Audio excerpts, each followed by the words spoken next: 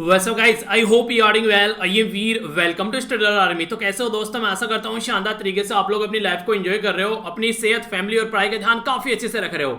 बड़ी ही प्यारी, बड़ी ही शानदार और बड़ी ही प्रैक्टिकल बात बोली गई है। नहीं यकीन आ रहा ना तो इंप्लीमेंट करके देखना, खुद बोल दोगे कि हाँ सर बिल्कुल सही बोला था। खामोशी की तह में छुपा लो सारी उलझने। शोर कभी मुश्किलों को आसान नहीं करता। अगर किसी को पता चल जाए कि आप लोगों की लाइफ में टेंशन है, आप लोगों की मदद करना छोड़ देगा। किसी को पता चल जाए कि आप लोग बुरे दौर से चल रहे हैं, आप लोगों के पास बैठना छोड़ देगा वो इंसान। ये रियलिटी है इस सोसाइटी की। हर एक इंसान जो है वो जो है उगते हुए सूरज को सलाम करता है, डूबते हुए जो सूरज है उससे पीठ फेर कर चल देते हैं लोग आज की डेट में। अगर जिंदगी में कोई दिक्कत है और आप लोग सोच रहे हैं किसी को जाकर बताऊंगा और सहानुभूति मिल जाएगी, तो उस पर आकर वो ऊपर से नमक छिड़क देगा और ज्यादा दिक्कतें बढ़ेंगी, कभी भी उसका सोल्यूशन नहीं निकालेगा। बहुत कम इक्का दुक्का लोग आप लोगों को ऐसे मिलेंगे जो रियलिटी में आप लोगों की जो दिक्कत चल रही है उसका सोल्यूशन निकालते हुए नजर आएंगे। इसलिए आप लोगों ने देखा होगा कई बार जिंदगी में, मेरी में भी कई सारी बड़ी बड़ी प्रॉब्लम आती हैं, पर लेकिन आप लोगों को वो बहुत ही कम तरीके से उसके बारे में पता चल पाता है, या फिर तब पता चलता है जब वो प्रॉब्लम सोल्व हो जाती है। इसका रीजन बेसिकली यही है। मुझे ये लगता है कि यार जो दिक्कत है ना इंसान की लाइफ में जो भी है वो उसको अपने तक ही रखनी चाहिए। अगर दूसरों के साथ में शेयर करना स्टार्ट करोगे तो कुछ तो लोग उसका मजा लेने लगेंगे, कभी अगर मौका मिलेगा तो मजाक उड़ाएंगे उस टाइम पे, अच्छा तुम ही थे, हमसे हेल्प मांगने आए थे, ऐसी ऐसी बातें आप लोगों को सुनाने को मिलेगी। तो इसलिए हमेशा ये चीजें अपने अंदर ही रखिए, और यही तरीका है अपनी जिंदगी में अपने आप को उन्हें कहते हैं संभाल के रखने का। वरना अगर पता चल गया लोगों की कि आप लोगों की जिंदगी में प्रॉब्लम चल रही है, तो एक तो प्रॉब्लम चल रही है, ऊपर से आकर उनकी नौटंकी स्टार्ट हो जाएंगी, तो वो और चीज को ग्रेव बना देंगे और चीज को बर्बाद कर देंगे, अच्छा तो करने से रही। तो इसलिए हमेशा कोशिश ये करनी है कि अपनी उलझनों को अपने तक रखकर ही उसको सुलझाना है, और आप लोग उसको सबसे बेस्ट सुलझा सकते हो क्योंकि आप लोग जानते भी उसके बारे में कि कहां पर क्या क्या दिक्कतें हैं। अगर बात से सहमत नहीं हो तो नीचे बताइए कमेंट बॉक्स में, जो भी आप लोगों की राय है इसके बारे में आप लोग अपनी राय बताइए क्या है। और अगर कोई आप लोग का ऐसा एक्सपीरियंस, कोई किस्सा आप लोग शेयर करना चाहते हैं तो कमेंट बॉक्स ओपन है, पर किसी को गाली गलौज मत करना, ये सारी चीजें अच्छी नहीं होती है, ठीक है।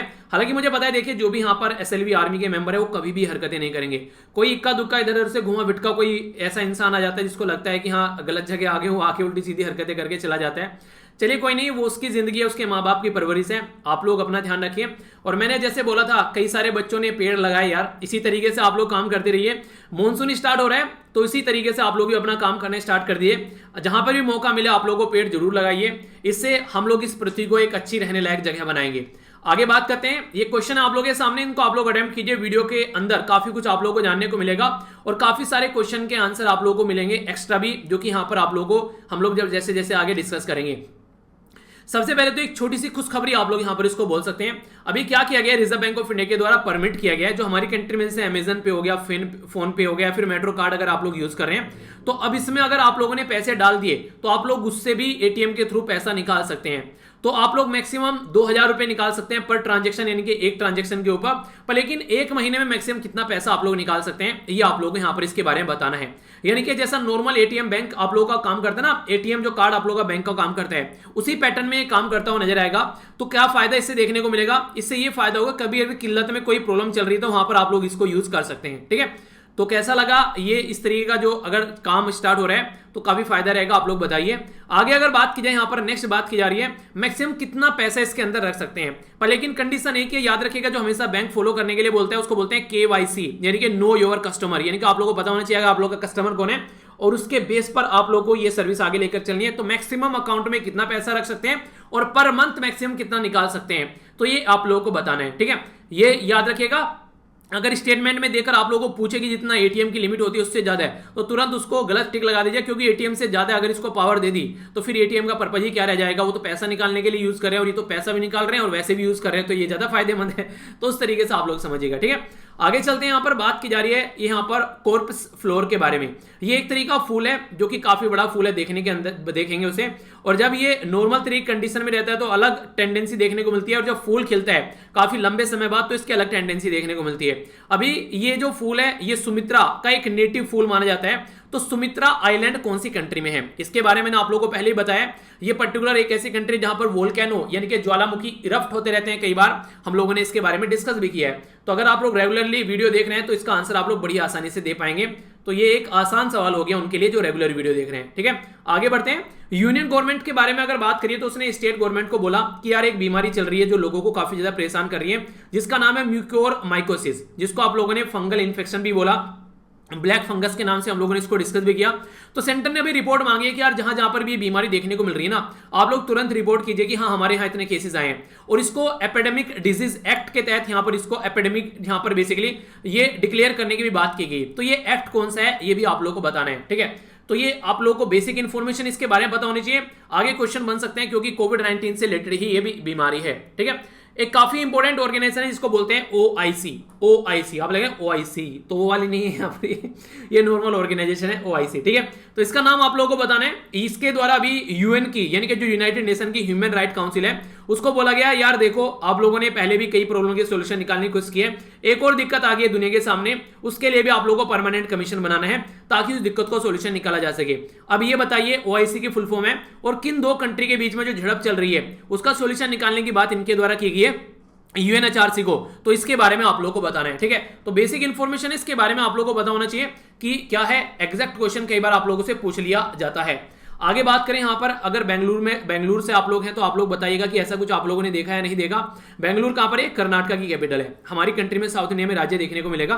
तो अगर बात की जाए यहाँ पर इनके द्वारा एक ऑपरेशन अभी देखने को मिला। बेसिकली ऑपरेशन क्या बोला जाए इसको, एक तरीका एक मतलब पैटर्न बोल सकते हैं आप लोग यहाँ पर, जिसमें जो सूरज है उसके चारों ओर एक पैटर्न देखने को मिला। तो ये एटमॉस्फेरिक फिनोमिनन था एक, इसको क्या बोला गया, इसका नाम क्या दिया गया, जो कि एक डिफरेंट तरीके का नेम है। तो अगर आप लोगों से वो नाम भी देकर आप लोगों से पूछ ले एग्जाम में कि ये क्या है, इसके बारे में बताइए, किससे रिलेटेड है ये, तो कंफ्यूज याद आएंगे आप लोग। तो कंफ्यूज आना नहीं है एग्जाम में बैठकर, तो ये चीजें क्लियर होनी चाहिए, ठीक है।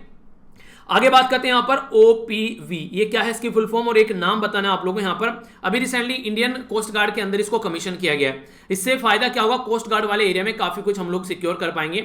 और इंडियन कोस्ट गार्ड किस मिनिस्ट्री के अंडर में आती है, जैसे पैरामिलिट्री फोर्स किस मिनिस्ट्री के अंडर में आती है, कोस्ट गार्ड किस मिनिस्ट्री के अंडर में आती है। ये छोटे छोटे क्वेश्चन है और कंफ्यूजन क्रिएट कर देते हैं कई बार, तो कंफ्यूजन को यहीं पर ही डिमोलिश करना है, ठीक है। उन्होंने कहते हैं डाउट डिमोलिश करके आप लोगों को चलना है, यहीं पर ही डाउट कंफर्म होना चाहिए। आगे ना बढ़े, एग्जाम में बैठो तो बिल्कुल क्लियर और शार्प माइंड। उन्हें कहता है कि मेरा माइंड बिल्कुल अचूक है, बिल्कुल मेरी तरह। कौन सी मूवी का डायलॉग है बताइए, चलिए देखो तो किसने वो मूवी अच्छे से देखी है। 3.7% जो ग्रोस डोमेस्टिक प्रोडक्ट बताई जा रही है यहाँ पर बेसिकली होता है जब इंश्योरेंस कंपनी अच्छे से पेनिट्रेट कर रही है हमारी कंट्री में, तो अभी यहाँ पर 3.7% है, जबकि वर्ल्ड का एवरेज जो है वो लगभग इसके डबल है। तो कितना है, यानी कि इंश्योरेंस अगर हम लोग कराते हैं अपनी कंट्री में तो हमारी total GDP gross domestic product जो होती है उसका ओनली 3.7% है, जबकि वर्ल्ड में लगभग इसका डबल है। तो वो डबल कितना है डब्लू भाई साहब, ये आप लोग को बताना है, ठीक है। इंटरेस्टिंग क्वेश्चन है, अच्छे से आंसर दीजिए। बाकी तो आप लोग को अभी लेक्चर में मजा आने वाला है। तो हमारी फ्लाइट जो है वो टेक ऑफ करने वाली है, अपनी सीट आप लोग बांध लीजिए और तुरंत एंट्री करते हैं। चलिए फ्लाइट टेक ऑफ नहीं करते, आप लोगों को बाइसिकल पर लेकर चलता हूं, ठीक है। इंपॉर्टेंट डे है यहाँ पर वर्ल्ड बाइसिकल डे, ठीक है। तो वर्ल्ड बाइसिकल डे जो है यहाँ पर ये 3 जून को सेलिब्रेट किया जाता है। बाइसिकल आप लोगों ने सुना होगा, पुराने बूढ़े जो होते हैं वो साइकिल नहीं बोलते हैं, बाइसिकल बोलते हैं। रीजन क्या है इसका, ये ऐसा क्यों बोलते हैं, मेरे दादाजी भी बाइसिकल बोला करते थे। देखिए अंग्रेजों के टाइम पर रहे हैं तो अंग्रेजों ने साइकिल कम बोला है, बाइसिकल ज्यादा बोला है। तो इंग्लिश वर्ड है बाइसिकल, हम लोग साइकिल यूज करते हैं नॉर्मली हिंदी में, ठीक है। तो यहाँ पर इसका जो बेसिकली फोकस एरिया भी बोला जाता है be the solution note pollution. एक तरीके से मतलब क्या है इसका, मतलब यह है कि सोल्यूशन करो, पोल्यूशन नहीं फैलाना है आप लोगों को। नॉर्मली अगर आप लोग यूज करते हैं मोटरसाइकिल, गाड़ी या फिर कोई भी और चीज इस तरीके से इसमें पेट्रोल डीजल आप लोग यूज करते हैं तो पोल्यूशन फैलाने का काम करती है। पर लेकिन साइकिल देखिए कितनी शानदार सवारी है, मन तो कर रहा है कि एक साइकिल मैं भी ले लूं अपने पास में रखने के लिए, अच्छे से घूमने के लिए जाया करूं। काफी अच्छी है यार, मैं नॉर्मली पैदल ही निकल लेता हूं पर साइकिल ज्यादा बेटर रहेगा, जल्दी पहुंचा देगी अगर कहीं जाना है मोटरसाइकिल से कंपेयर में। या तो अपना गाड़ी रखो जिसमें कंप्लीटली सेफ चलो, या फिर मोटरसाइकिल से अच्छा तो साइकिल ले लो, कम से कम थोड़ा सा सोल्यूशन तो निकलेगा अपनी हेल्थ के लिए भी और पोल्यूशन भी कम होगा। आप लोगों की क्या राय है इसके बारे में, अपनी राय बताइएगा। अगर बात की जाए साइकिल के बारे में तो सबसे अच्छी बात यह कि हेल्थ के साथ साथ में पोल्यूशन को कम करती है, ठीक है। इसी के साथ में काफी ज्यादा अफोर्डेबल है, जिसको ये लगता है कि मोटरसाइकिल नहीं खरीद सकता है तो भाई साहब साइकिल खरीद लो, 2-3 सबको एक एक बढ़ा दो, अच्छे से एंजॉय करो, ठीक है ना। आप लोगों को पेट्रोल पर जाना है ना सीएनजी पर लाइन लगानी है। बस थोड़ा सा ही होगा, कभी कभी टायर ट्यूब में कोई प्रॉब्लम होती है तो तुरंत गली नुक्कड़ चौराहे पर आप लोग उसको ठीक करने वाले मिल जाते हैं और ठीक कराया और एंजॉय किया। क्या राय है आप लोग इसके बारे में। और इंटरेस्टिंग जो चीजें हैं वो ये हैं जो सबसे इंपॉर्टेंट लगती है कि हेल्थ को अच्छे से आप लोगों को फिट रखेगी, ठीक है। कभी कोई दिक्कत नहीं देखने को मिलेगी, यानी कि वो नहीं कहते बुढ़ापे में घुटनों में जो दर्द हो जाता है वो भी नहीं होगा यहाँ पर, ठीक है, अगर आप लोग साइकिल को अच्छे से यूटिलाइज करोगे। बात की जाए तो इन्वायरमेंट को क्लीन करती है, ह्यूमन हेल्थ को ये इंक्रीज करती है और इंक्रीज करती है एक इंसान की लाइफ जो है वो लंबे समय तक जी पाता है। यानी कि जो साइकिल है वो आप लोगों की बॉडी का एक बहुत अच्छा एक्सरसाइज करती है। वही साइकिल है जो नॉर्मली जिम में जाकर नहीं है, वो हम लोग पैसा भी देते हैं और वहां पर जाकर एक्सरसाइज करते हैं, और ये वाली एक्सरसाइज फ्री में है। आप लोगों को पुराने एक इंटरेस्टिंग चीज याद आ गई मुझे, ये आप लोगों ने देखा भी होगा, मतलब पता नहीं जो गांव से बिलोंग करते हैं उन्होंने तो ये चीजें समझी होंगी। गांव में पहले गोबर को बेसिकली पानी में मिलाकर धरती पर उसको ऐसे पौधा करते थे, उसको लीपना बोलते हैं, गोबर की लिपाई बोलते हैं नॉर्मली धरती पर, ठीक है। हाथ ऐसे चलाया करते थे। तो ये जो सिस्टम था ना, जिसमें औरतें इस तरीके से उसको हाथ को फेरती हैं इस तरीके से, तो पूरी बॉडी की आप लोगों को देखने को मिलेगा, आर्म की एक्सरसाइज हो रही है, ट्राइसेप की एक्सरसाइज हो रही है, बैक की एक्सरसाइज हो रही है। पुराने टाइम में चक्की चलाने वाला जो सिस्टम था ना वो यहाँ पर, वो उसको आप लोग देखिए, ये इस तरीके की चीजें थी पुराने टाइम में। आज की डेट में जो जिम में जाकर हम लोग परेशान रहते हैं ना, पुराने टाइम में नॉर्मली वो इतने हेल्दी इन्वायरमेंट में रह पाते थे, सारे काम खुद से करते थे।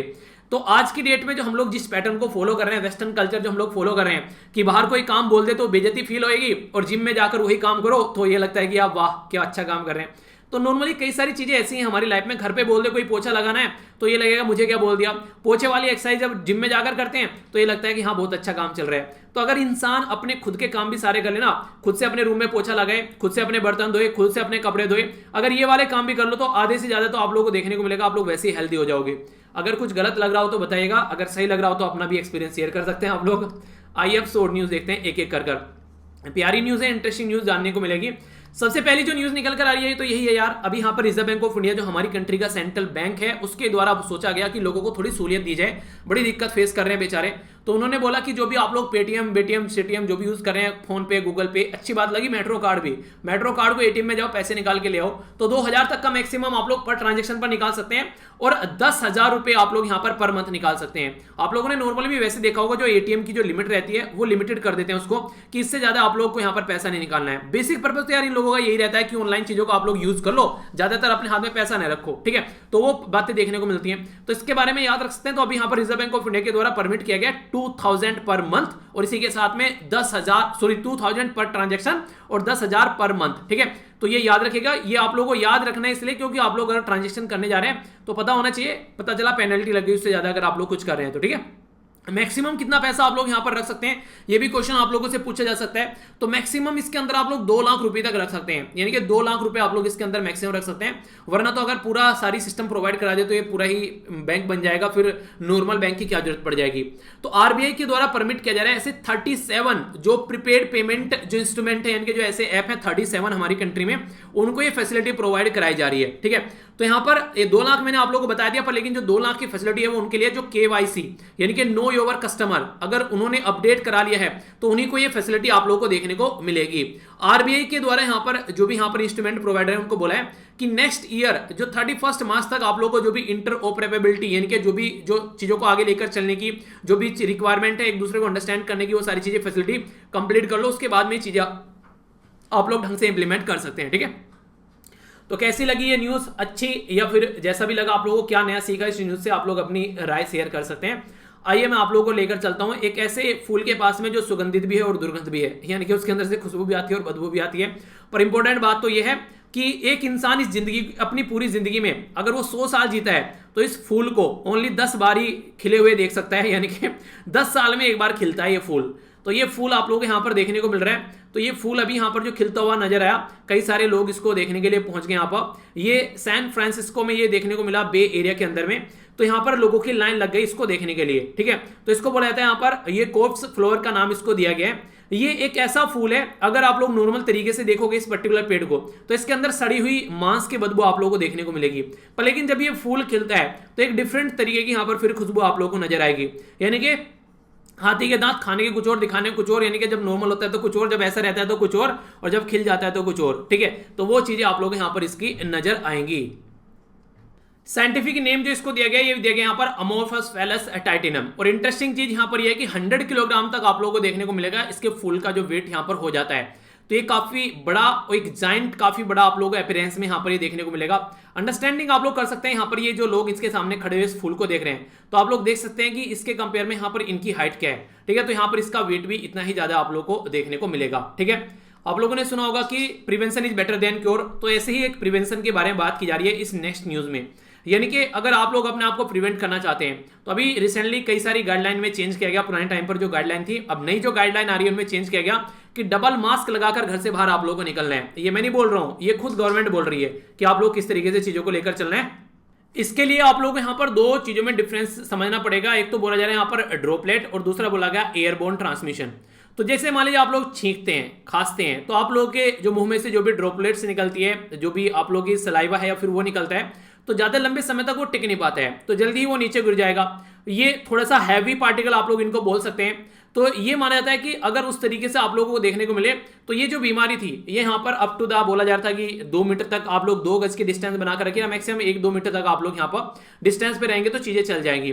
पर लेकिन फिलहाल जो अभी यहाँ पर एरोसोल की बात की जा रही है, ये छोटे छोटे टाइनी पार्टिकल्स आप लोगों को देखने को मिलेंगे, जो कि हवा में जो धूल होती है ना उसके ऊपर चिपक कर भी आप लोगों को ये घूमते हुए नजर आएंगे, जो बेसिकली काफी लंबी डिस्टेंस तक ये चलते हुए आप लोगों को नजर आते हैं। यहां पर ये बोला जा रहा है कि 10-10 मीटर तक भी यहां पर ये पहुंच सकते हैं। तो अगर कोई पर्टिकुलर पर्सन यहां पर 10 मीटर पे छींक कर यहां पर चला गया और आप लोग बाइक पर हैं, पैदल जा रहे हैं, साइकिल पर जा रहे हैं, घूमते टहलते जा रहे हैं, तो उस एरिया में आप लोगों को यहां पर इस तरीके के मटेरियल देखने को मिल जाएगा।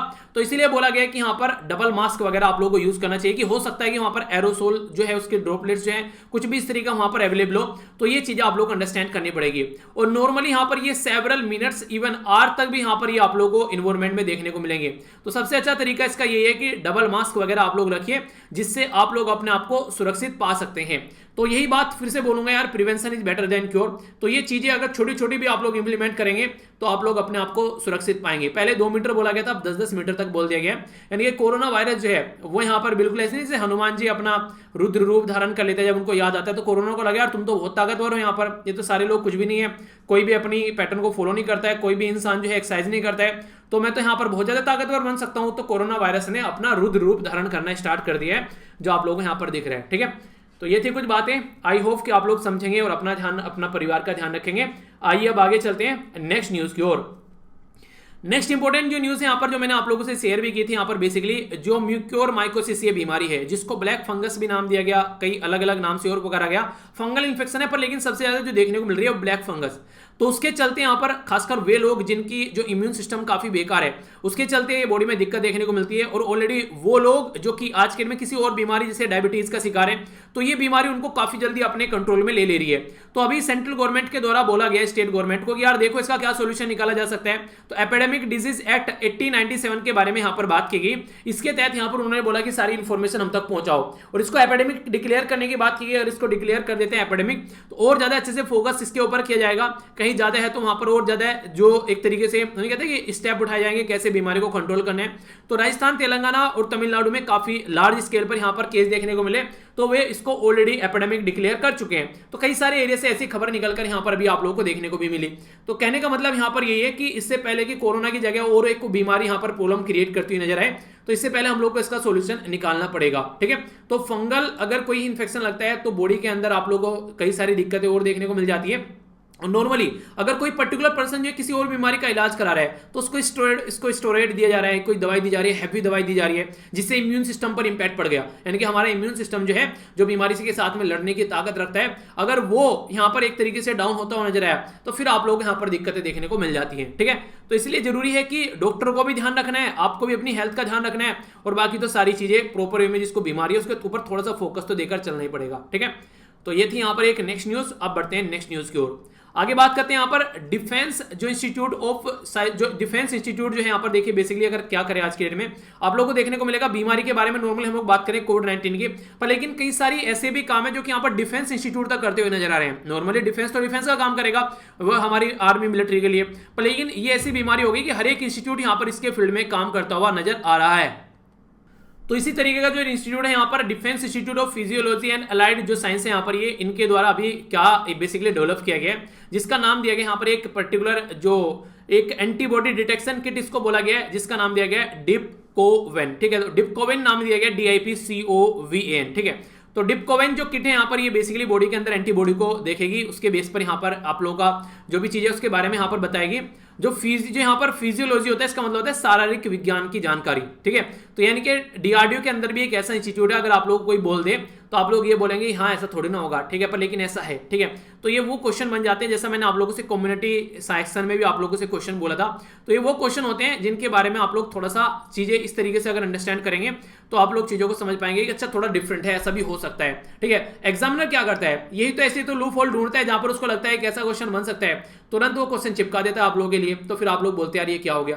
तो इस तरीके से नहीं करना। ठीक है, तो यहाँ पर ये जो किट है ये डिटेक्ट करेगी यहाँ पर जो भी वायरस है, जो उसके प्रोटीन है, उसके स्पाइक वगैरह, और इसी के साथ में यहाँ पर न्यूक्लियोसी कैप्सिड तो करके यहाँ पर SN, जो इसको S&N इसको बोला गया है। ये क्या होता है? ये एक तरीके का जो वायरस होता है जो एनक्लोज होता है जो न्यूक्लियस एसिड के साथ में, तो उसके बारे में यहाँ पर ये स्टडी करेगा।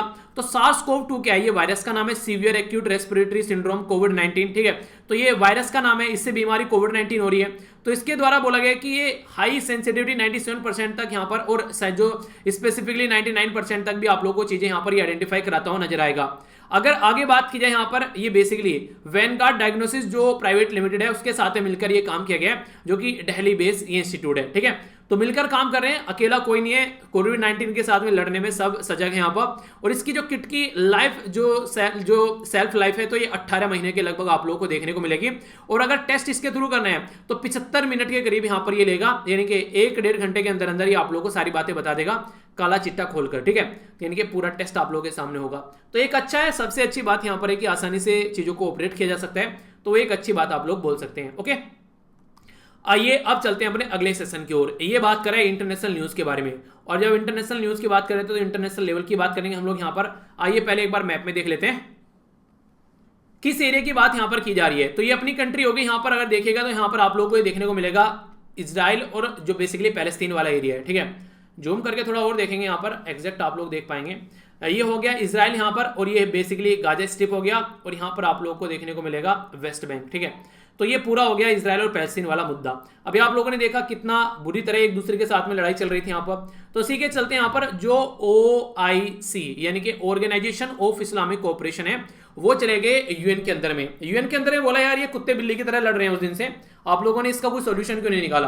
तो यूएन ने बोला क्या सोल्यूशन निकाले? तो ये बोले यार कोई ऐसा परमानेंट कमीशन बनाओ ना जो यहाँ पर देखे कि कौन किसको मार रहा है और कितना मार रहा है, ताकि उसके बारे में कोई सोल्यूशन निकाला जा सके।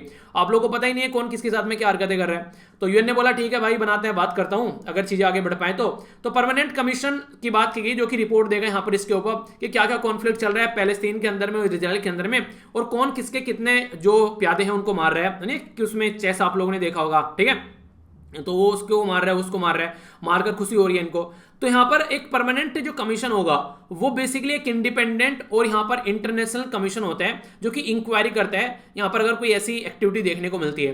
तो UNHRC के जो बेसिकली अपॉइंट किया था प्रेसिडेंट के द्वारा इसको इन्वेस्टिगेट करने के लिए, अगर कहीं ह्यूमैनिटेरियन जो कोई क्राइसिस देखने को मिला, ह्यूमन राइट का कहीं हनन हो गया, अभी सेम कंडीशन इजराइल और पैलेस्तीन में देखने को मिली, तो ये कमीशन यहां पर देखेगा जाकर कि क्या क्या कंडीशन चल रही है, ठीक है।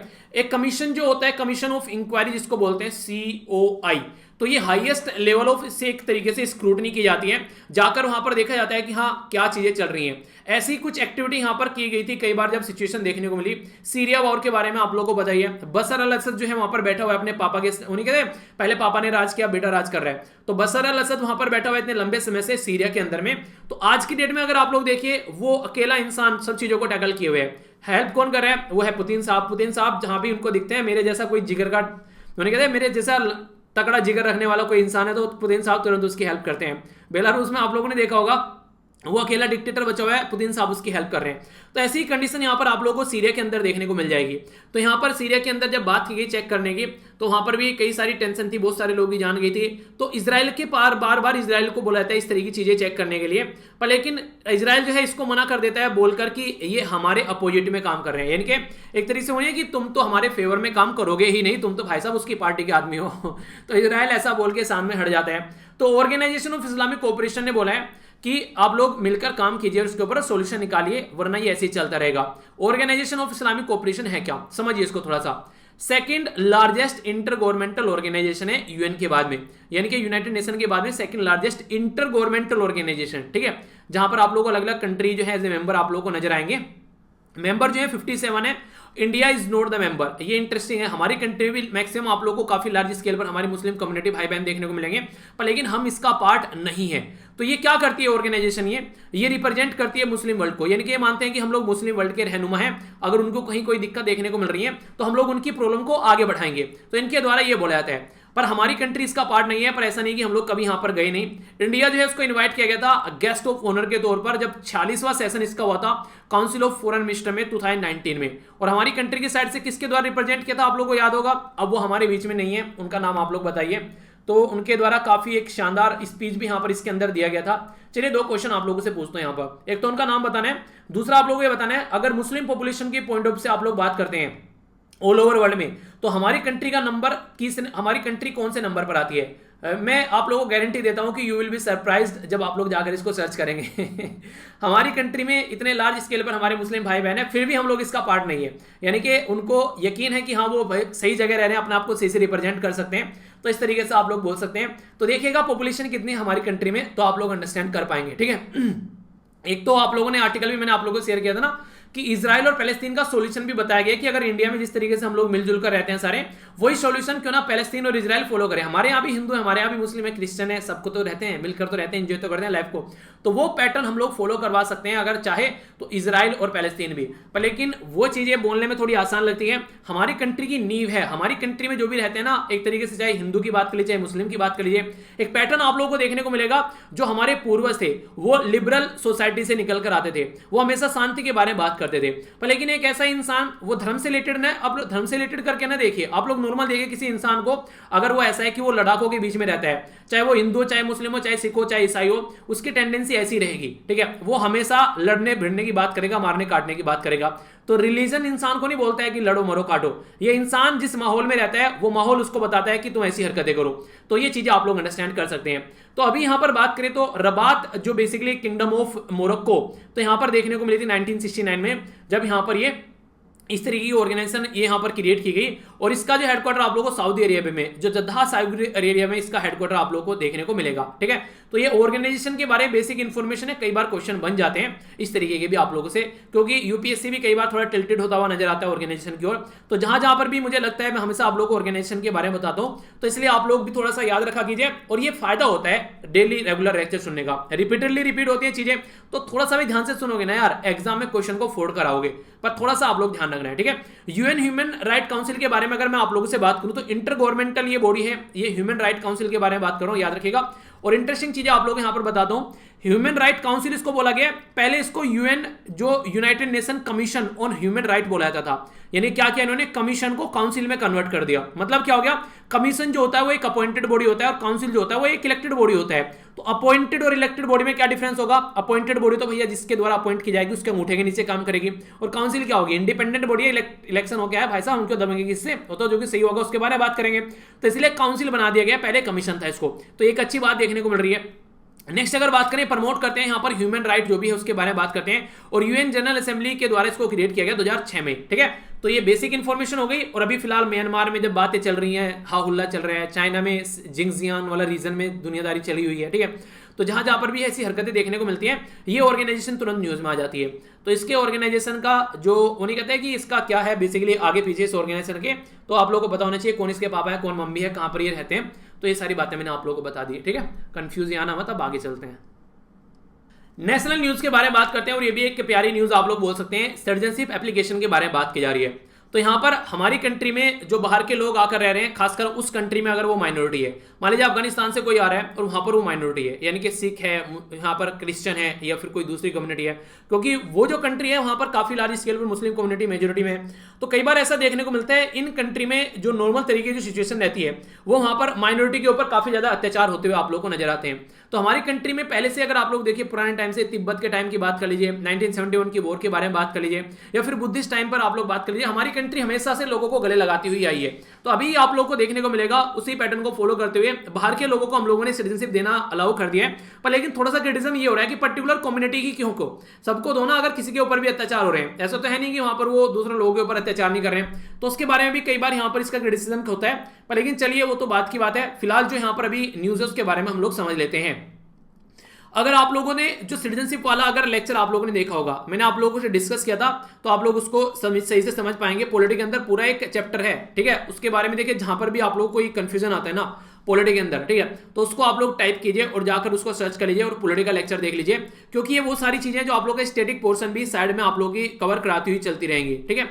तो वो चीज़ें आप लोग याद रखिएगा, तभी आप लोग चीज़ों को अच्छे से अंडरस्टैंड कर पाओगे और तभी चीज़ों को आप लोग ढंग से लेकर चल पाओगे।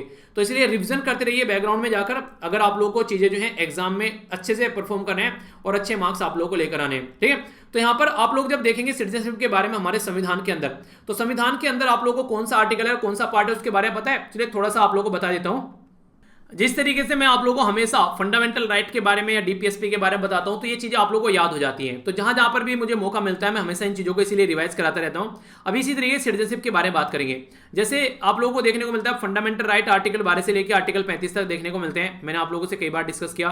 ठीक है, इसी तरीके से जब सिटीजनशिप के बारे में हम लोग बात करेंगे तो ये पार्ट सेकंड में आप लोगों को देखने को मिलेगा आर्टिकल 5 से लेकर आर्टिकल 11 तक। तो ये सिटीजनशिप के बारे में बात करते हैं कि कैसे कैसे हमारी कंट्री में सिटीजनशिप ली जा सकती है, कैसे कैसे सिटीजनशिप लोगों की छीनी भी जा सकती है। ठीक है, हमारी कंट्री में एक कॉन्सेप्ट है जो आप लोगों को याद रखना है कि हमारी कंट्री में ड्यूअल सिटीजनशिप का कॉन्सेप्ट नहीं है। मतलब यूएसए के अंदर अगर आप लोग जाएंगे तो टोटल मिलाकर 50 राज्य हैं। ठीक है, तो उनकी अलग अलग सिटीजनशिप आप लोगों को देखने को मिल जाएगी और इसी के साथ में सेंटर की अलग से सिटीजनशिप देखने को मिल जाएगी।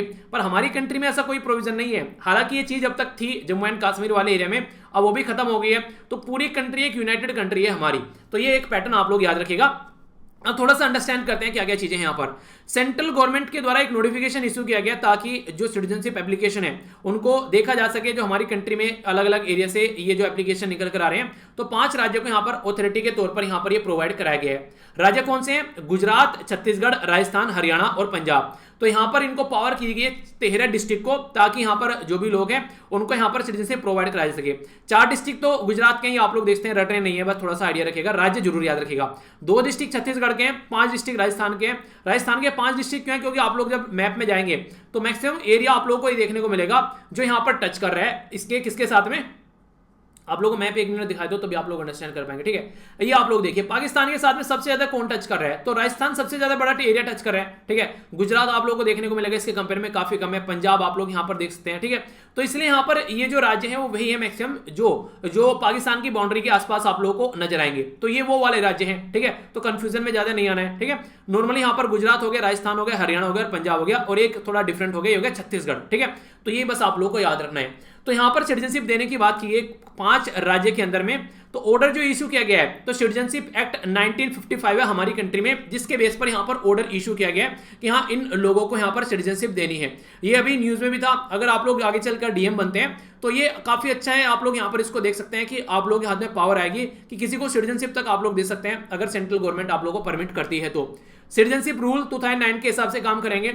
यहां पर अगर बात करें तो सिटीजनशिप अमेंडमेंट एक्ट जो है 2019 जो है उसमें अब तक ये चीजें फ्रेम नहीं की गई है कि हाँ इसके हिसाब से ये सिटीजनशिप आप लोगों को देनी है। सिटीजनशिप तो जो भी देनी है वहां पर इनके बेस पर देनी है। ठीक है, यहाँ ये बोलता है कि यहाँ पर इन लोगों को सिटीजनशिप आप लोग दे दो, पर लेकिन ये नहीं बोलता है कि किस तरीके से देनी है। तो वो यहाँ पर देनी इसी के हिसाब से जो ऑलरेडी अवेलेबल रूल है।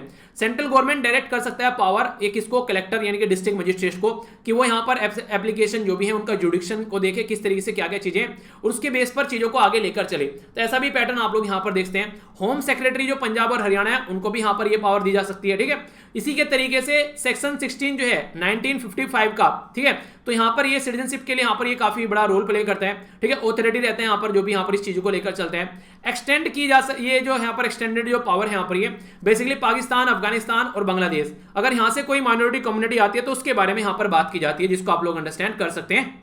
और माइनॉरिटी कौन कौन से है जिसके तहत यहां पर इनको ये फैसिलिटी प्रोवाइड कराई जा रही है? जैसे हिंदू हो गया, सिख हो गया, बुद्धिस्ट हो गया, जैन हो गया, पारसीज हो गया और क्रिश्चियन हो गया। तो ये माइनॉरिटी कम्युनिटी है खासकर इन कंट्री में अगर आप लोग जाकर देखेगा तो इसलिए यहां पर ये फैसिलिटी प्रोवाइड कराने की बात की जा रही है ताकि ये चीजें इस तरीके से बढ़ सके।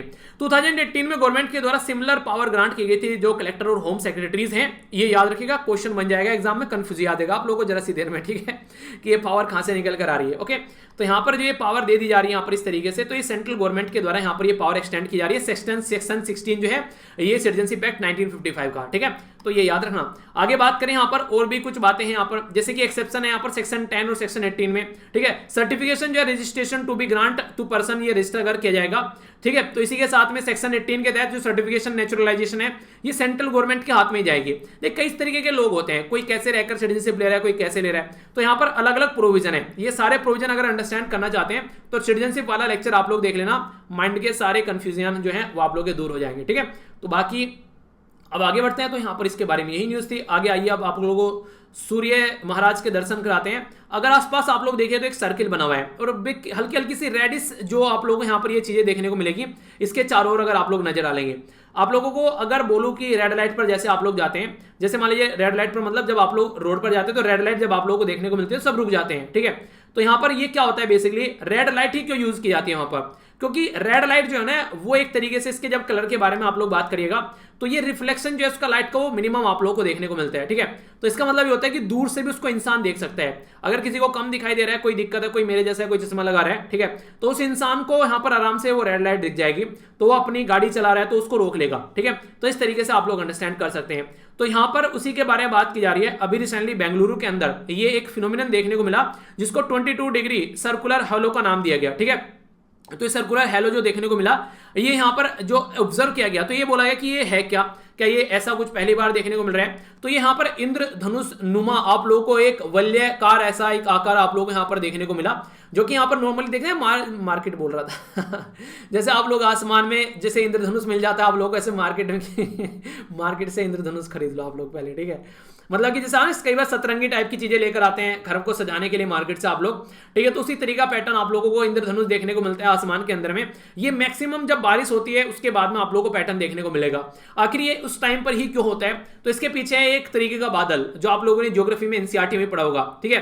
तो यहाँ पर CIRRUS, ठीक है, तो सिरस क्लाउड का नाम इसको दिया जाता है। ये एक छोटे छोटे धागानुमा आकार के ऐसे क्लाउड देखने को मिलेंगे, तो इनमें रिफ्लेक्ट होकर यहाँ पर ये इस तरीके इंद्रधनुष टाइप के आकार नुमा ये चीजें आप लोगों की बनती हुई नजर आती है।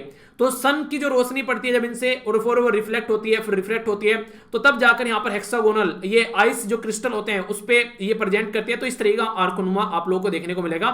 और जो यहाँ पर कैलेडोस्कोपिक जो इफेक्ट है ये आप लोगों को देखने को मिलेगा, जिसके चलते ये चीजें प्रेजेंट हो जाती है। एक होमवर्क है आप लोगों के लिए, इसको कॉपी कीजिएगा यहाँ पर और जाकर सर्च करिएगा गूगल में, ठीक है। आप लोगों को इंटरेस्टिंग चीजें जानने को मिलेगी इस इफेक्ट के बारे में। और ये इफेक्ट सर्च करने के लिए क्यों बोल रहा हूं, जाकर पिक्चर देखिएगा एक बार इसकी। जैसे आप लोग गूगल में सर्च करें ना, नीचे आता है मैप देखना है, इमेज का ऑप्शन आता है, तो इमेज पर जाकर क्लिक करना तो आप लोग इसकी इमेज भी देख पाएंगे, ठीक है। तो आप लोग कई सारी चीजें और अंडरस्टैंड कर पाएंगे, तो आप लोग को और अच्छी से चीजें जानने को मिलेगी यहाँ पर। वैसे कई बार मुझे लगता है आप लोग कई बार काफी आलसी हो जाते हैं, तो मैंने सोचा चलिए मैं ही आप लोगों को बता दूं, वरना आधे देखेंगे आधे नहीं देखेंगे। यहाँ पर जैसे आप लोग गूगल में जाकर इसको सर्च करोगे, आप लोगों ने सर्च किया यहाँ पर कैलेडोस्कोपिक, ठीक है, तो आप लोग देखिएगा तो यहाँ पर इमेज वाला ऑप्शन होता है ना, तो इस पे जाकर आप लोग सर्च कर सकते हैं। कुछ भी जैसे न्यूज इसके बारे में देखनी है, वीडियो देखनी है, तो ये सारी ऑप्शन रहते हैं। तो यहाँ पर आप लोगों को जाकर वैसे तो लिखते ही आप लोगों को इसका मीनिंग आ जाएगा। तो कॉम्प्लेक्स पैटर्न ऑफ कलर्स, ठीक है, मल्टी कलर पैटर्न आप लोगों को देखने को मिलेगा। जो अभी सूरज के चारों ओर आप लोगों ने आकृति देखी है ना, तो उसी का पैटर्न निकल कर आ रहा है। जब जाकर आप लोग गूगल में जाकर इसको, अरे खुल जा भाई एक मिनट जब आप लोग जाकर क्लिक करेंगे तो ये सुंदर सुंदर पैटर्न आप लोगों के सामने निकल कर आएंगे, ठीक है। तो ये इस तरीके से पैटर्न आप लोगों को देखने को मिलते हैं, जिस तरीके से यहाँ पर जब यहाँ पर क्रिस्टल के ऊपर जब रोशनी पड़ती है, यहाँ पर जो मैंने बताया ना अभी, यहाँ पर इसको आप लोग जब देखेंगे तो वही वाला पैटर्न आप लोगों को यहाँ पर नजर आएगा। तो इस तरीके से साथ में आप लोग इसको कंपेयर कर सकते हैं, ठीक है। तो यहाँ पर ये कुछ बातें बताई गई है जो आप लोगों को, एक सेकेंड पेन उठा लो मैं, ठीक है। तो यहां पर आप लोगों को देखने को मिलेगी तो सर्कुलर हेलो जो स्पेसिफिक जो इस तरीके से आप लोग जो सिरस क्लाउड है, जब इसको आप लोग समझेंगे तो ये इस तरीके का एक पैटर्न बनाता हुआ नजर आएगा, जिसको इंद्रधनुष भी आप लोग बोल देते हैं। हाइट क्या देखने को मिलती है, इस तरीके के क्लाउड जो ऐसी चीजें फॉर्म करते हैं, तो ये फॉर्मेशन इसका होता है लगभग 20,000 फीट पर। फीट की बात की जा रही है, ठीक है, 20,000 फीट। फिट समझ में आ रहा है? चलिए बताइए कि 1 मीटर में कितना फिट हो, देखता हूँ कितना समझ में आया आप लोगों के फिट जिसको नॉर्मली फुट बोल देते हैं ना, फुट इतने इतने फुट का है भाई ये, ठीक है, वही वाली बात की जा रही है। तो ये जस्ट लाइक ए रेनबो, जैसे इंद्रधनुष होता है ना, तो उसी के बारे में बात की जा रही है। तो ये स्पेक्ट्रम आप लोगों को देखने को मिलते हैं। राइट एंगल आप लोगों को यहाँ पर विजिबल, जब यहाँ पर इसको देखा जाता है विजिबल व्यू राइट एंगल, तो यहाँ पर आप लोगों को कुछ ऐसा अपीयरेंस देखने को मिलेगा इंद्रधनुष टाइप का। और रेड जो लाइट होती है कम से कम रिफ्लेक्शन होता है, इसलिए सबसे ज्यादा दिखाई देती है यहाँ पर ये रेड लाइट, ठीक है। तो इसका याद रखिएगा, सबसे कम रिफ्लेक्शन होगा तो आप लोगों को एक फिक्स जगह पर आप लोग इसको दूर से ही देख सकते हैं। तो कैसा रहा ये आर्टिकल, आइए अब आगे चलते हैं, कुछ और नई नई बातें जानते हैं यहाँ पर। अब आप लोगों को लेकर चलता हूं मैं कोस्ट गार्ड, ठीक है। तो कोस्टल एरिया में कितने लोग रहते हैं आप लोगों को पता होना चाहिए, कोस्टल एरिया कितने राज्य हैं आप लोगों को पता होना चाहिए। लोग तो रहते हैं बाद में गिन लेना। हमारी कंट्री में टोटल मिलाकर 9 राज्य ऐसे हैं जो कोस्टल एरिया के साथ में बिलोंग करते हैं। 9 राज्य कौन कौन से हैं, चलिए आप लोग ट्राई कीजिए, देखता हूं कौन कौन बताते हैं। फिर जैसे ये आर्टिकल खत्म होगा फिर मैं आप लोगों को बताऊंगा, ठीक है। तब तक आप लोग अपनी नॉलेज चेक कर लीजिए, भूल गए या फिर याद किया। गाना कभी भूला कभी याद किया, तो थोड़ा सा चीजों को देखा करो आप लोग, कभी भूला कभी याद करा वाला पैटर्न नहीं होना चाहिए, तो इसको थोड़ा याद रखना, ठीक है। चलिए फिर भी एक बार देख लेते हैं, आप लोग और अच्छे से अंडरस्टैंड कर पाएंगे यहाँ पर इसको। गुजरात हो गया, महाराष्ट्र हो गया, गोवा हो गया, कर्नाटक हो गया और केरला हो गया, ठीक है। तो 5 राज्य तो ये देखने को मिलेंगे जो वेस्टर्न साइड से आप लोग आते हैं। और नेक्स्ट यहाँ पर तमिलनाडु हो गया, ये हो गया आंध्र प्रदेश, ये हो गया उड़ीसा और ये हो गया वेस्ट बंगाल, ठीक है। तो 4 राज्य आप लोग को ईस्टर्न साइड से देखने को मिलेंगे। तो ये हो गए यहाँ पर अरेबियन सी की साइड से और ये हो गया बे ऑफ बंगाल की साइड से। अच्छा, कहां पर साइक्लोन यास आया था और कहां पर साइक्लोन ताउते आया था, ये आप लोग बताइए। कौन सा बे ऑफ बंगाल में था, कौन सा यहाँ पर सॉरी कौन सा अरेबियन सी में था, कौन सा बे ऑफ बंगाल में था। ये छोटी छोटी चीजें हैं, कंफ्यूज याद देती हैं जरा सी देर में जब एग्जाम में आती है और फिर बोलते हो यार पढ़ा तो था, बस माइंड से निकल गया एग्जाम में। माइंड से नहीं निकलना, माइंड में पकड़ के रखना है, ठीक है। बात करते हैं अब यहाँ पर हुआ क्या है। ऑफशोर पेट्रोल वेसल, यहाँ पर जो भी कोस्टल एरिया है उसमें जो बेसिकली सिक्योरिटी का काम करती है वो करती है हमारी कंट्री में कोस्ट गार्ड। कोस्ट गार्ड किस मिनिस्ट्री के अंडर में आती है, तो ये मिनिस्ट्री ऑफ डिफेंस के अंडर में आती है। Paramilitary force ministry of home affair के अंडर में आती है। तो इनके द्वारा अभी सजग करके यहाँ पर ये कमीशन किया गया है इंडियन कोस्ट गार्ड के द्वारा, जो यहाँ पर 5 टोटल इनमें से करने इनमें से। तो यहाँ पर ये अभी इनको देखने को मिला थर्ड आउट ऑफ 5 तो इंडिजिनियसली डिजाइन किए गए यहाँ पर किसके द्वारा, गोवा शिपयार्ड लिमिटेड के द्वारा। और यहाँ पर ये मेक इन इंडिया जो पॉलिसी है, हम लोग आत्मनिर्भर बनने की बात करें ना, तो उसी पैटर्न में इसको आगे लेकर चला जा रहा है। अलग अलग नाम है इसके, इंडियन कोस्ट गार्ड जो basically Indian coast guard ship जो ICGS बोलते हैं, तो उसी के नाम के सामने इनका नाम लगा होता है। पहला तो है ICGS सक्षम, आप लोग बोल सकते हैं। नेक्स्ट हो गया ICGS यहाँ पर सचेत हो गया, ठीक है। इस तरीके से आप लोगों को देखने को मिलेगा। ICGS सुजीत हो गया, ICGS यहाँ पर सार्थक हो गया। तो ये इनके नाम आप लोगों के सामने है, ठीक है। कई बार मैच करने के लिए भी आ जाता है, तो एक मोटा मोटा सा आइडिया आप लोग रख सकते हैं। अगर बात करें यहाँ पर ये काफी हाई टेक्नोलॉजी, एडवांस टेक्नोलॉजी के साथ में वेपन इक्विप्ड सिस्टम आप लोगों को देखने को मिलेगा, जो कि यहाँ पर हाईएस्ट जो बेसिकली यहाँ पर एक तरीके से बोल सकते हैं कि ट्विन इंजन हेलीकॉप्टर और 4 हाई स्पीड बोट आप लोगों को देखने को मिलेगी, जो कि एक सही सिस्टम के साथ में इक्विप्ड है। अगर कोई सिक्योरिटी की बात आती है तो ये चीजों को संभाल लेगा। ऐसा नहीं है कि ये बोलेगा कि भाई साहब मेरे ऊपर तो बवाल आ गया, अपने आप थाम लो आके, ठीक है। तो उस तरीके से चीजें हम लोगों के द्वारा डेवलप की गई है। अगर बात करें यहाँ पर ग्रेट रेस्पॉन्सिबिलिटी आप लोगों को यहाँ पर देखने को मिलेगी। जब इसकी बात करते हैं हम लोग चीजों को अच्छे से कर पाएंगे, अच्छी रेस्पॉन्सिबल तरीके से अपनी कंट्री को सिक्योर कर पाएंगे, ठीक है। यहाँ पर multiple operation capability toward the जो कहते सेफ और सिक्योर क्लीन सी के बारे में बात करें, इसी के साथ में रेस्पॉन्ड कर पाएंगे हम लोग। इमरजेंसी अगर कोई होती है नेबरहुड, यानी कि पता चला बांग्लादेश कुछ हो गया, म्यांमार कोस्टल एरिया में कुछ हो गया, तो वहां पर जाकर हेल्प कर पाएंगे। और इवन पाकिस्तान भी अगर रिक्वेस्ट करेगा तो हम इतने बड़े दिल के वहां पर भी जाकर हेल्प कर ही देंगे, ठीक है। आगे बात करें यहाँ पर इसके बारे में, तो कोस्टल और ऑफशोर जो पेट्रोलिंग का काम करेगा, ठीक है। इसी के साथ में पुलिसिंग मैरीटाइम जोन के बारे में देखेंगे, कंट्रोल सर्विलेंस, ये एंटी स्मगलिंग पायरेसी, ये सारी चीजें अगर कहीं हो रही है तो उनको भी रोकने का काम करेगा। और ये मिनिस्ट्री ऑफ डिफेंस के अंदर की बात है, ठीक है। तो अंदर की बात अंदर ही रहेगी, बाहर नहीं आएगी, ओके। तो डिफेंस मिनिस्ट्री की बात की बाकी का जो भी मैरीटाइम लॉ इन्फोर्समेंट जो रूल और रेगुलेशन होते हैं, तो उनको भी ये अच्छे से इंप्लीमेंट करने का काम करता है, ओके। तो ये हो गई बेसिक इन्फॉर्मेशन। आइए अब आगे चलते हैं नेक्स्ट न्यूज की ओर, और ये बात करेगा इकोनॉमी के बारे में। आप लोगों से मैंने डिस्कस किया था अभी थोड़ी देर पहले, जब मैंने आप लोगों को बोला था हमारी कंट्री में अगर बात करें तो लगभग 3.7 के करीब हमारी कंट्री में आज के डेट में जो ये नहीं इंश्योरेंस कवर जो प्रोवाइड कराया जाता है, तो ये ओनली 3.7% है हमारी जीडीपी का। पर ऑल ओवर वर्ल्ड में कितना है उसको मैं अभी आप लोगों से डिस्कस करूंगा डिटेल में। पहले यहां पर समझ लेते हैं इस पर्टिकुलर आर्टिकल में क्या क्या बातें की जा रही हैं। और उससे पहले तो आप लोगों को ये पता होना चाहिए कि आर्टिकल आ किस खुशी में रहा है, ठीक है। ये भी तो पता होना चाहिए ना किस खुशी में आ रहा है आर्टिकल। मिनिस्ट्री ऑफ फाइनेंस के द्वारा अमेंडमेंट किया गया इंडियन इंश्योरेंस कंपनीज से रिलेटेड जो फॉरेन डायरेक्टमेंट जो रूल है 2015 के, उसमें क्लैरिफाई किया गया final rule for increase the FDI insurance sector में कैसे लेकर चलना है।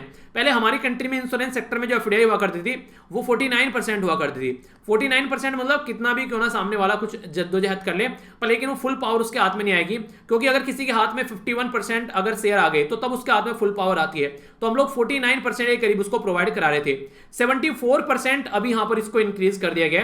तो इसके चलते कई सारे लोगों के द्वारा प्रोटेस्ट भी किया गया था कि यार ये काफी सिक्योर एक एरिया है हमारी कंट्री में, लोगों के हाथ में इस तरीके से नहीं देना चाहिए।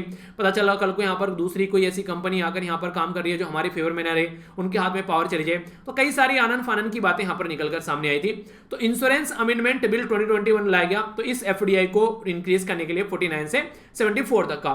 मिनिस्ट्री ऑफ जो फाइनेंस है उसके द्वारा इंडियन इंश्योरेंस कंपनी फॉरेन जो इन्वेस्टमेंट है अमेंडमेंट रूल लाया गया 2021 का, जिसके चलते यहाँ पर जो management person to be the resident Indian citizen, यानी कि वो रेजिडेंट होना चाहिए इंडियन सिटीजन, जो यहाँ पर बेसिकली अगर इसको कोई मैनेजमेंट करेगा पूरी कंपनी का, यानी कि बाहर के लोगों के हाथ में ज्यादा पावर नहीं देनी है फिर भी, ठीक है।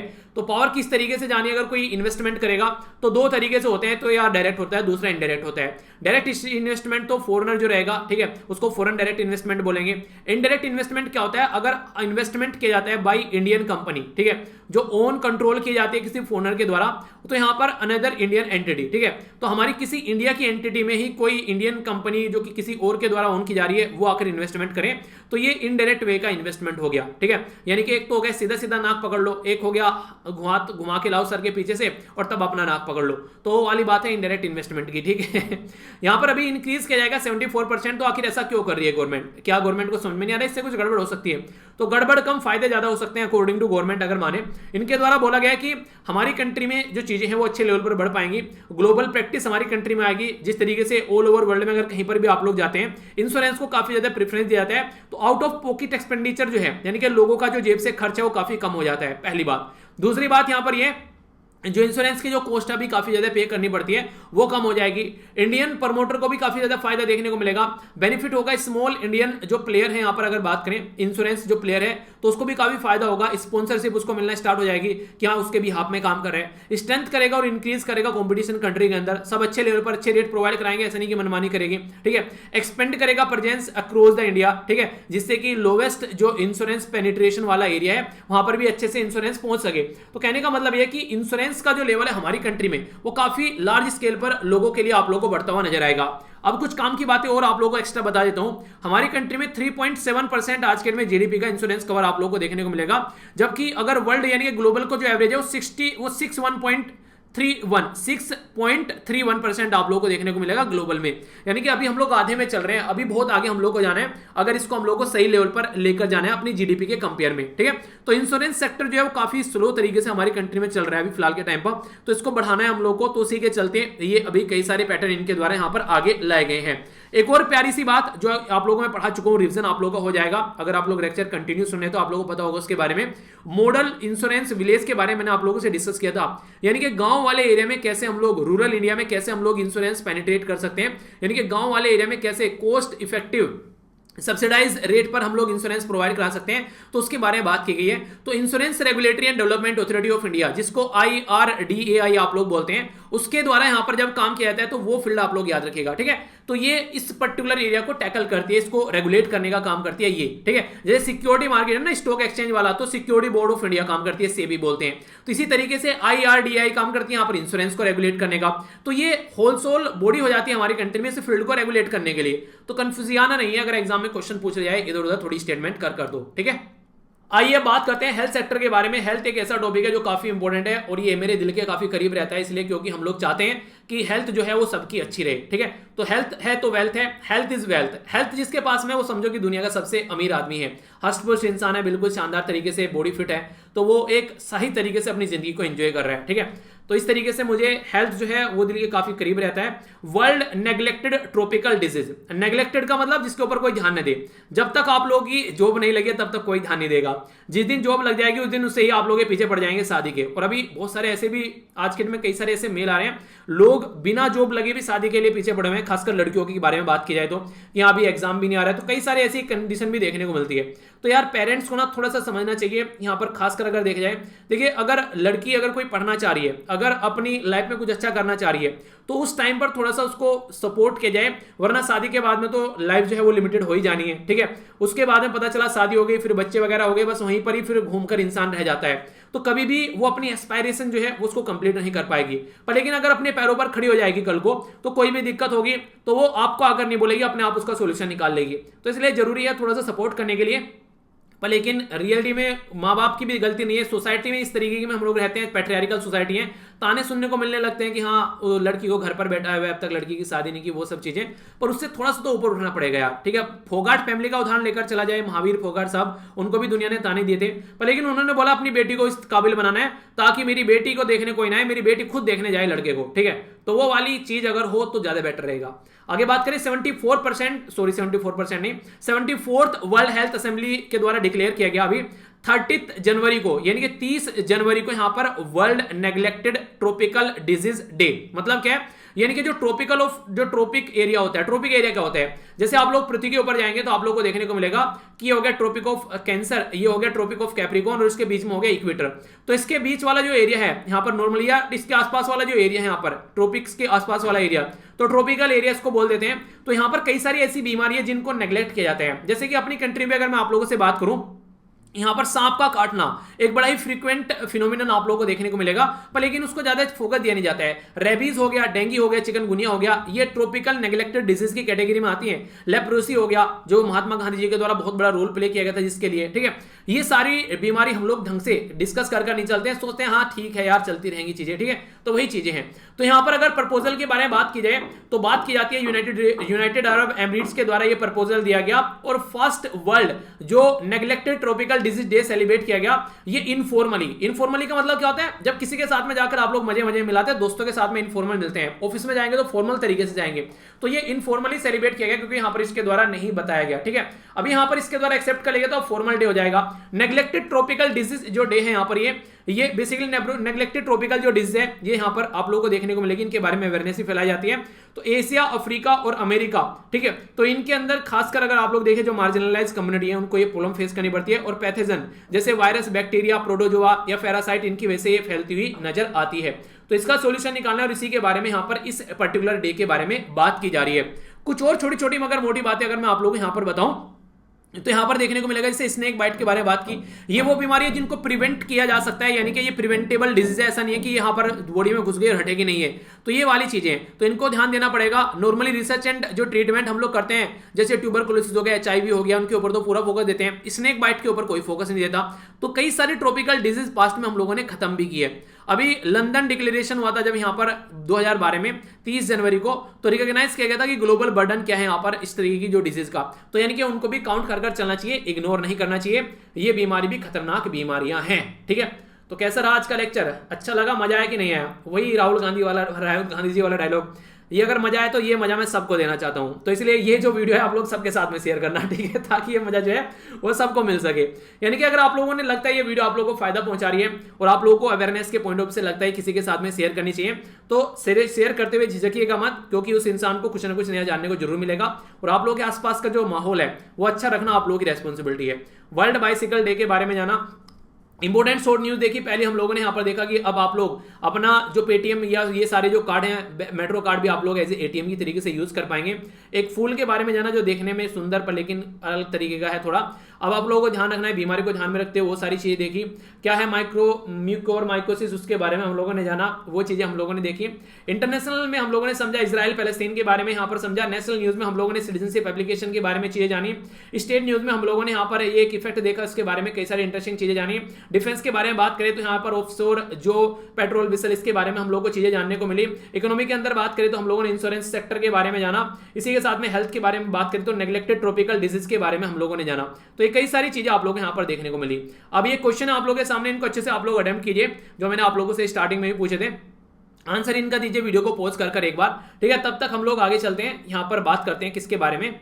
चलिए बता देता हूँ, जल्दी जल्दी सुन लीजिए एक बार, ठीक है। कितनी लिमिट रखी गई है पर मंथ, आप लोगों को ये बताना है। कितना मैक्सिमम लिमिट आप लोग यहाँ पर रख सकते हैं। कौन सा आइलैंड है ये आप लोगों को बताना है, किस कंट्री का आइलैंड है यहाँ पर, जहाँ पर ये भी फुल अभी ये देखने को मिला।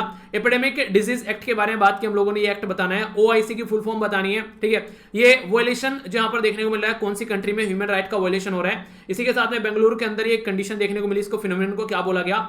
OPV क्या है, इसके बारे में आप लोग बताइए, ठीक है। इसका नाम क्या रखा गया, कौन सी जो मिनिस्ट्री के अंडर में आता है, कोस्ट गार्ड, ये आप लोग को बताना है। और वर्ल्ड का एवरेज कितना है अगर हम लोग यहाँ पर इंश्योरेंस के बारे में बात करें। आइए अब ये क्वेश्चन को आप लोग अटेम्प्ट कीजिए। इंटरनेशनल सेक्स वर्कर डे, ये यहाँ पर कब यहाँ पर ये प्रोटेस्ट हुआ, किस कंट्री के अंदर हुआ, जब यहाँ डे सेलिब्रेट करने की बात की गई। सूर्य किरण, यहाँ पर इसका मतलब है रेज ऑफ सन, ठीक है। इसका मोटो क्या है यहाँ पर, जो हमारी कंट्री में 1996 में इसको क्रिएट किया गया। बफेलो का जो मीट है यहाँ पर किसके द्वारा गाइडलाइन दी जाती है, किसके बेस पर चलना चाहिए। लगभग 200 मिलियन करेंसी स्वैप श्रीलंका ने किस कंट्री के साथ में देखने को मिला। Ministry of women and child development, ये बताना आप लोग यहाँ पर किस पर्टिकुलर ये स्कीम है जिसके तहत इनको सपोर्ट प्रोवाइड कराने की बात की जा रही है। वन स्टॉप सेंटर स्कीम, ये कैसी स्कीम है? सेंटर सेक्टर या फिर सेंट्रल स्पॉन्सर्ड स्कीम, ये जो बेसिकली यहाँ पर काम करती है चीजों को एड्रेस करने का। लॉन्च की गई थी 2015 में। कौन सी रिवर इसको पोनी या फिर गंगा ऑफ द साउथ भी बोला जाता है। वर्ल्ड हेल्थ ऑर्गेनाइजेशन किसके साथ मिलकर बायो हब फैसिलिटी यहाँ पर लॉन्च कर रहा है, जाकि प्रोटोजोआ के बारे में इंफॉर्मेशन शेयर की जा सके। समझेंगे किस नाम से इसको पुकारा गया है? जब यहाँ पर कोई बीमारी एनिमल से ह्यूमन में पहुंचती है तो उसको किस नाम से आप लोग पुकारते हैं? आंसर एक बार देख लीजिए। अगर बात करें इंटरनेशनल सेक्स वर्कर डे, तो यहाँ पर 1975 में यहाँ पर ये स्टार्ट हुआ एक प्रोटेस्ट फ्रांस के अंदर, फिर ऑल ओवर वर्ल्ड में ये डे सेलिब्रेट करने लगे। सूर्य किरण जो बेसिकली यहाँ पर ये सिस्टम है, इसका जो मोटो है ऑलवेज द बेस्ट, ठीक है, अपना बेस्ट देना है, क्या कोई भी कंडीशन क्यों ना हो। बुफेलो का अगर मीट एक्सपोर्ट करना है तो world organisation for animal health ये काम करती है गाइडलाइन देने के लिए। बांग्लादेश ने हेल्प की श्रीलंका को, तो मरता क्या ना करता, श्रीलंका को बचा रहा है। Ministry of women and child development के बारे में याद रखेगा, ये स्मृति ईरानी जी के अंडर में आती है। तो यहाँ पर OSC, ठीक है, तो यहाँ पर ये वन स्टॉप सेंटर, अगर कोई दिक्कत उनको होती है तो यहाँ पर जाकर वो सॉल्यूशन खोज सकते हैं। सेंट्रल स्पॉन्सर्ड स्कीम के बारे में हम लोगों ने बात की, ये याद रखेगा, ठीक है, जो कि ये स्कीम है सेंट्रल स्पॉन्सर्ड, यानी कि सेंट्रल स्टेट मिलकर काम करते हैं। कावेरी जो है यहाँ पर इसको पोनी या साउथ की गंगा भी बोला जाता है। वर्ल्ड हेल्थ ऑर्गेनाइजेशन स्विट्जरलैंड मिलकर काम कर रहे हैं बायो हब के लिए। अगर कोई कल को कोरोना जैसा कोई और इसका भाई बहन देखने को मिलता है तो दुनिया में उसके बारे में इंफॉर्मेशन शेयर की जा सके और उसका सोल्यूशन निकाला जा सके। जूनोटिक बीमारी होती है जब जानवर से इंसानों में कोई बीमारी फैलती है तो उसको जूनोटिक बीमारी बोलते हैं। तो कैसा रहा आज का लेक्चर? 10 में से कितने नंबर देना पसंद करेंगे आप लोग? जरूर फीडबैक दीजिएगा, और अगर लगता है दूसरों तक ये वीडियो पहुंचनी चाहिए तो जरूर पहुंचाइएगा। अगर वीडियो नहीं पहुंचानी है तो किसी को अपने आप खुद से पढ़ा दीजिएगा, और मौसम अच्छा चल रहा है, एक ना एक आधा पेड़ जरूर लगा दीजिएगा, ठीक है। अच्छा इन्वायरमेंट बनाइए, अपना ध्यान रखिए, परिवार का ध्यान रखिए। तो नेक्स्ट लेक्चर में मिलता हूं। बड़ों को नमस्ते, छोटों को प्यार, छोटी सी लाइफ एंजॉय करो यार। तब तक के लिए जय हिंद।